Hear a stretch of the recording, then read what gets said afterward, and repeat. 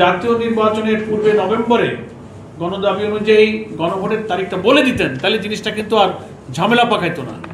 এখন দু একটা দল যারা একই দিনে গণভোট আর জাতীয় নির্বাচনের কথা বলছেন, এই কথায় তারাও কথা বলার সুযোগ পেলেন, আর আমরা যারা আগে চাচ্ছি আমাদেরও কথা বলার সুযোগ রয়েছে।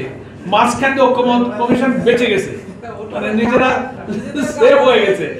আমরা আজকে এই 8টি দল পরিষ্কার করে বলতে চাই, সরকারের এখন দায়িত্ব পড়ে গেছে খুব দ্রুত গণভোটের তারিখ ঘোষণা করা, এবং গণভোটের তারিখ যদি আগে ঘোষণা করানো হয়, আগে বলতে জাতীয় নির্বাচনের আগে নভেম্বরের মধ্যে তারিখ দিয়ে যদি ঘোষণাটা না করা হয়, যত দেরি করা হবে ততই কিন্তু মূল জাতীয় নির্বাচনের তারিখ নিয়ে নতুন সংকট দেখা দিতে পারে।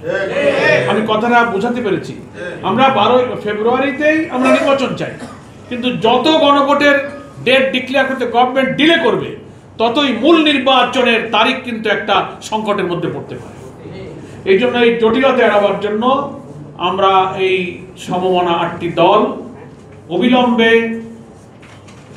প্রধান উপদেষ্টা, তিনি যেমন সরকারেরও প্রধান তেমনি ন্যাশনাল কনসেনসাস কমিশনেরও প্রধান, দুই প্রধান দায়িত্বের কারণে এখন ওনার দায়িত্ব হয়ে পড়েছে জাতিকে এই সংকট মুক্ত করা, সংশয় মুক্ত করা, রাজনীতির আকাশে যে মেঘ জমেছে মেঘটাকে দূর করে একটা আলোর নিশানা উনিই দিতে পারেন, এবং সেটা নভেম্বরের মধ্যেই গণভোটের তারিখ দিতে হবে। আর জুলাই সনদের ব্যাপারে যে আদেশ জারির ব্যাপারে আমার ঐক্যমত হয়েছে, এই আদেশটা খুব অবিলম্বে জারি করা দরকার। যত ডিলে হবে তত জাতীয় নির্বাচনের মূল তারিখ কিন্তু সংকটের মধ্যে পড়ার আশঙ্কা আছে।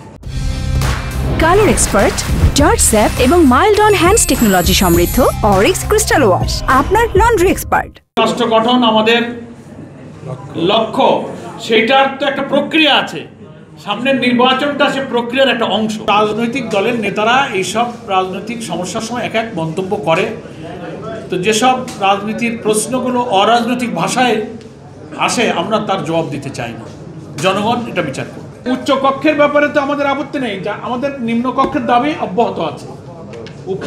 নিম্ন কক্ষের দাবি আমরা যারা করেছি, ইসলামী আন্দোলন বাংলাদেশ, জামাত ইসলামী বা আর যারা চেয়েছে, এই আন্দোলনের কর্মসূচি এই মধ্যেই আছে, 5 দফার মধ্যে আছে। আর উচ্চ কক্ষের দাবির ব্যাপারে আমাদের কোনো দ্বিমত নেই, আমরা কমিশনের এই দাবি প্রস্তাব মেনে নিচ্ছি সব দলই। যেসব সংস্কারের বিষয় নিয়ে গণভোটে যাচ্ছে, হা না ভোট হবে, এই বিষয়বস্তুটা নির্বাচন কমিশনকেই জাতিকে প্রকাশ করতে হবে, জাতির সামনে তারাই পাবলিক করবে, তাদের ওয়েবসাইটে দেবে, প্রচারপত্র বিলি করবে। এই যে 48টি সংস্কার প্রস্তাব একমত হয়ে যেটা গণভোটে যাইতেছে, সেই বিষয়গুলো কি, এগুলো ভোটারদের জানাবার দায়িত্ব সরকারের এবং ইলেকশন কমিশনের, এটা ওনারা জানাবেন। আর ইন দ্য মিন টাইম আমরা দলগুলো তো প্রচার করছি। আর এই 2-3 মাস ধরে যে ঐক্যমত্য কমিশনের দফায় দফায় মিটিং, কোনটা হা কোনটা না, মিডিয়াতে আমাদের নেতারা সব বলছে না, জাতির জানা হয়ে গেছে প্রায় সব। এখন লিখিতভাবে এটা জানানোর দায়িত্ব ইলেকশন কমিশনের।